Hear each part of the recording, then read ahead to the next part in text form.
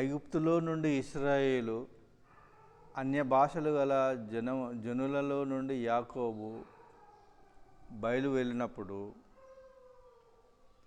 యూదా ఆయనకు పరిశుద్ధ స్థలమాయెను. ఇశ్రాయేలు ఆయనకు రాజ్యమాయెను. సముద్రము దానిని చూచి పారిపోయెను. యోర్దాను నది వెనుకకు మళ్ళెను. కొండలు పొట్టేళ్లను, గుట్టలు గొర్రెపిల్లలను గంతులు వేసెను. సముద్రమా, నీవు పారిపోవుటకు నీకేమి తటస్థించినది? యోర్దాను, నీవు వెనుకకు మల్లుటకు నీకేమి తటస్థించినది? కొండలారా మీరు పొట్టేళ్ల వలెను, గుట్టలారా మీరు గొర్రెల వలెను గంతులు వేయుటకు మీకేమీ సంభవించినది? భూమి ప్రభువు సన్నిధిని, యాకోబు దేవుని సన్నిధిని వణుకును. ఆయన బండను నీటి మడుగుగాను, చెకుముకి రాతి బండను నీటి ఊటగాను చేయువాడు. దేవుని యొక్క పరిశుద్ధ వాక్యం ఏం తెలియజేస్తుందంటే 114వ కీర్తన 113 నుండి 118 వరకు ఈ యొక్క కీర్తనలలో హల్లెలూయా అని ఉంటుంది. హల్లేల్ దీన్ని ఏమంటారు అంటే హల్లేల్ కీర్తన అంటారు. 113, 114, 115, 116, 117, 118 8 కీర్తనలు. వాళ్ళు ఏం చేస్తారంటే, ఇది పాస్ ఓవర్ అంటే పస్కా పండుగ. పాస్ ఓవర్ నాడు వాళ్ళు ప్రయాణం చేస్తారు. భారతదేశంలో ఉన్న యూదులు ఏం చేస్తారు, యెరూషలేంకి వెళ్తారు అన్నట్టు. అక్కడికి పోతారు. ఎక్కడ ప్రపంచంలో ఎక్కడ ఉన్నా కూడా యూదులు ఆ దినం నచ్చడు ఉండాలి. 3 పండుగలు. ఏ పండుగలు? పస్కా పండుగ, పెంతెకోస్తు పండుగ, పర్ణశాలల పండుగ. 3 పండుగలకు వాళ్ళు ఎక్కడ ఉండాలంటే ఆ యొక్క అది యెరూషలేంలో ఉండాలన్నట్టు. అయితే వాళ్ళు పోయేటప్పుడు ఈ కీర్తనలు పాడతారు. ఏ కీర్తనలు? 113, 114, 115, 116, 117, 118 కీర్తనలు పాడతారు అన్నట్టు. 6 కీర్తనలు 6 కీర్తనలు పాడతారు అన్నట్టు. అయితే ఈ పాటలలో ఉన్న ఈ యొక్క రహస్యం ఏంటంటే, వాళ్ళు అప్పుడు ఐగుప్తు నుండి కనాను దేశానికి వచ్చే సందర్భాన్ని వాళ్ళు గుర్తు చేసుకుంటారు. మేలను జ్ఞాపకం చేసుకుంటారు. వాళ్ళు ఏం చేస్తారనంటే, ఉదయం 6 గంటలకు 7 గంటలకు స్టార్ట్ చేస్తారు ప్రయాణం. మళ్ళీ ఎప్పుడు ప్రయాణము ముగిస్తారంటే 5 గంటలకు 6 గంటలకు ముగిస్తారు సాయంత్రం. మళ్ళీ ముగించి ఎక్కడ ఉండాలి? ఎక్కడైనా ఇట్లా గూడు కట్టుకోవాలి, టెంట్ వేసుకోవాలి, ఆ రాత్రి ఉండాలి. ఆ రాత్రి ఈ కీర్తనలు పాడుకోవాలి. మళ్ళీ లేవాలి, మళ్ళీ 6 గంటలకు 7 గంటలకు లేచి ప్రయాణం సాగాలి. ఇట్లా ప్రయాణం సాగిస్తారు అన్నట్టు వాళ్ళు. ఇది యేసు ప్రభువు కూడా అట్లనే చేసినాడు. ఈ 26వ మత్తయి సువార్త 26వ అధ్యాయం 30వ వచనంలో వాళ్ళు ఏం చేసినారు? కిద్రోను వాగు ఎక్కడున్నారనంటే, ఒలీవ కొండ మీద నుండి కిద్రోను వాగుకు వస్తారు. కిద్రోను వాగు నుండి యెరూషలేంకు పోతారు.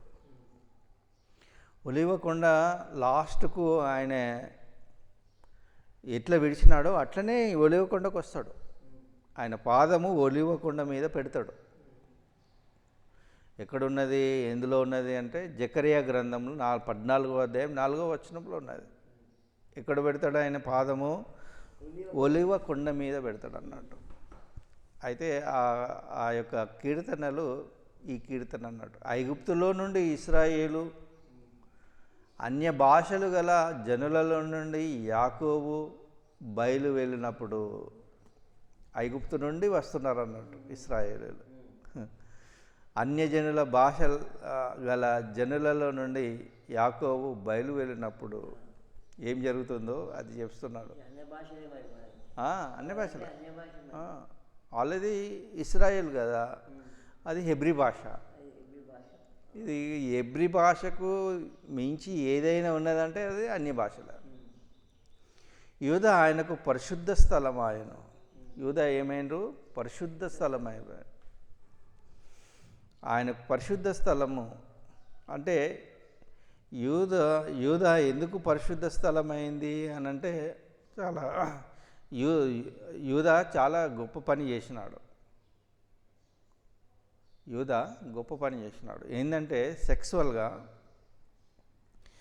వాళ్ళ భార్య చనిపోతుంది. చనిపోతే ఆయన ఉంటాడు, ఒంటరిగా ఉంటాడు. ఎట్లా ఉంటాడంటే దేవుని కొరకే ఉంటాడు. కానీ ఒక సందర్భంలో ఆయన వెళ్తుంటే వాళ్ళ పక్కనోడు అంటాడు, నువ్వు పోవచ్చు కదా ఎవరితోనన్నా, వేషతోనన్నా పోవచ్చు కదా, ఎందుకుంటావు అని అంటే, ఏ వద్దయ్యా అని అంటాడు. అంటే నేను చూస్తా, పో నువ్వు వేష దగ్గరికి పో అని చెప్తాడు. పోతుంటే ఎవరు అవ్వబడతారు? తామారు వేషం వేసుకొని ఉంటుంది. ఆమె వేషనే అనుకొని ఈయన పోతాడు. తామారు నీతిమంతురాలు, ఆమె చాలా నీతిమంతురాలు. అయితే యొక్క తామారుకు గర్భవతి అవుతుంది ఈయన ద్వారా. గర్భవతి అయినప్పుడు ఈయన ఏం చేస్తాడంటే, ఆమె గర్భవతి అయిందా, నా కోడలు గర్భవతి అయిందా, అట్లయితే ఆమెను చంపాలని కట్టె తీసుకుంటాడు అన్నట్టు, అగ్నితో కాల్చి వేయాలని అంటాడు. అని పోతాడు. అమ్మ నువ్వు ఏంది, నీ సంగతి ఏంది అని ఆమెను అడుగుతాడు. అడిగితే గిది ఎవరో ఇచ్చిండ్రాయా, గిది ఇచ్చిర్రు వాళ్ళ ద్వారా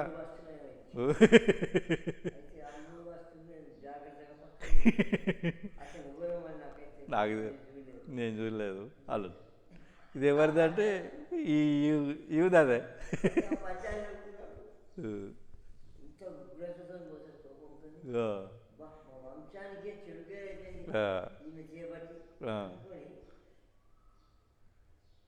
అయితే అవి చూసి ఆశ్చర్యపోతాడు.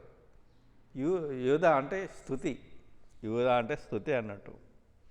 అప్పుడు అంటాడు అనుకుంటాడు, నేను వేశ్యతోని పోను, ఎవ్వరి అమ్మాయితో పోడు, ఎవరితో పోనుగా అని అప్పుడు ఊకుంటాడు అన్నట్టు. అందుకోసమే ఆయన పరిశుద్ధ స్థలం. ఆయన పరిశుద్ధ స్థలము ఎందుకైందంటే, ఇప్పుడు యూదా ఇశ్రాయేల్ అని పిలవరు వాళ్ళను యూదులని పిలుస్తారు. ఇప్పుడు ఇశ్రాయేలు వాళ్ళు అని పిలవరు. ఏమని పిలుస్తారు? యూదులు అని పిలుస్తారు. యూదా అనేవాడు చాలా గొప్ప పని చేసినాడు. చాలా నిష్టగల మనిషి అన్నట్టు. ఆయన నిష్టగల మనిషి.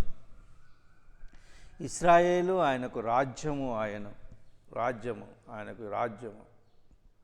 సముద్రము దానిని చూచి పారిపోయాను. సముద్రం 2 పాయలుగా పారిపోయింది అన్నట్టు.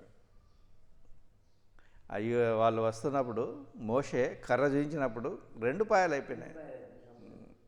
యోర్దాను నది వెనుకకు మళ్ళాను.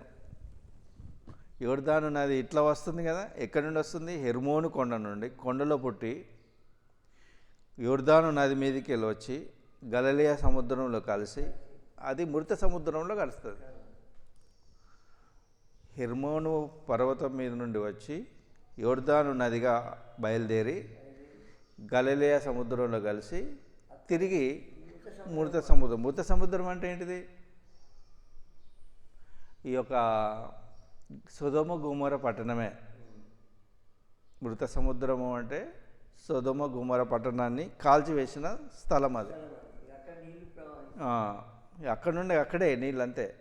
ఆ నీళ్ళు ఎక్కడ దాకా ఉంటాయంటే ఈ మొగ్గల వరకే ఉంటాయి, ఎక్కడికి అందులో చేప ఉండదు, ఏముండదు, ఒక్క జీవి ఉండదు. అందుకోసమే దాన్ని మృత సముద్రం అంతే. యోర్దాను నది వెనుకకు మళ్ళాను. అది ప్రవహించేది. ఇప్పుడు ఈ యొక్క యెహోషువ ఏం చేసినాడు? ఈ యొక్క యాజకులను కాళ్ళు పెట్టిన వెంటనే అది మళ్ళీపోతుంది అన్నట్టు.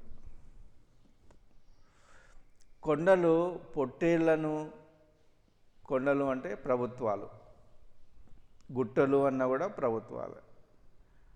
ప్రభుత్వాలు పొట్టేళ్లను వలెను, గుట్టలు గొర్రెల వలెను గంతులు వేసెను. ఈ ప్రభుత్వాలు ఎట్లా, ప్రభుత్వం కొండలు అంటే పెద్ద ప్రభుత్వం, గుట్టలు అంటే చిన్న ప్రభుత్వం, గంతులు వేస్తున్నాయి.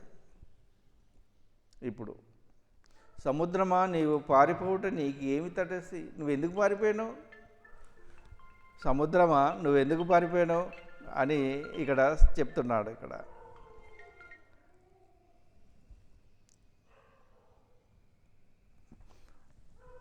సముద్రమా నీవు పారిపోవటకు నీకేమి తటస్థించాను, యోర్దాను నీవు వెనుకకు మలుటకు నీకేమి తటస్థించాను.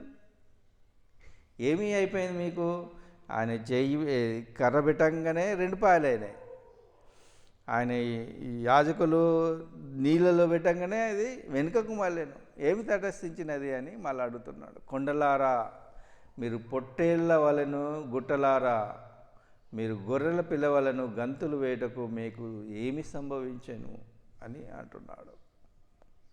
చాలా అర్థం ఉన్నది అందులో. భూమి ప్రభువు సన్నిధిని, యాకోబు దేవుని సన్నిధిని వణుకుతుంది అన్నట్టు. భూమి దేవుని ఆయన రాకడతోని వణికిపోతుంది అన్నట్టు. ఇప్పుడు ఏమవుతుందంటే అవన్నీ ఈ ఆఫ్రికా ఖండం అంతా ఈ యొక్క చీలిపోతుంది అన్నట్టు. ఎందుకు చీలిపోతుంది, ఆఫ్రికా ఖండం అంతా చీలిపోతుంది.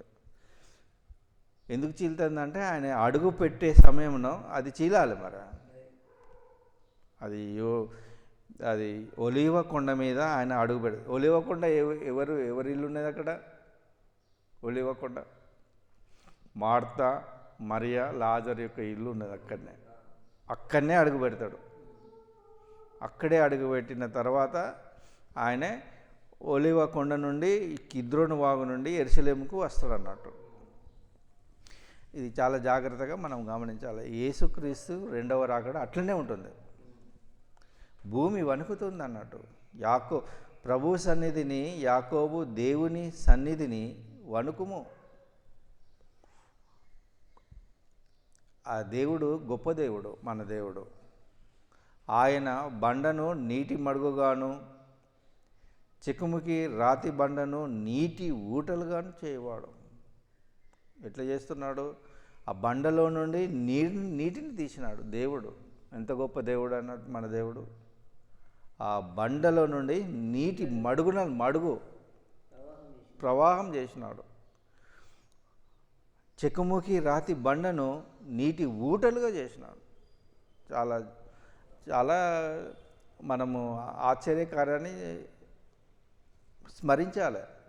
బండనేంటిది, నీళ్ళు రావడం ఏంటి, కొడితే నిప్పు, అవునవును, అగ్గి పెట్టలేనప్పుడు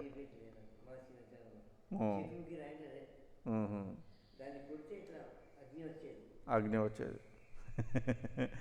కానీ ఆ బండలో నుండి నీళ్ళు ఊటలు రావడం అనేది ఎంత ఆశ్చర్యకార్యం, దేవుడు చేసిన ఆశ్చర్యకార్యం. దేవుడు ఈ మాటలను దీవించి ఆశీర్వదించుగాక. ఆమేన్.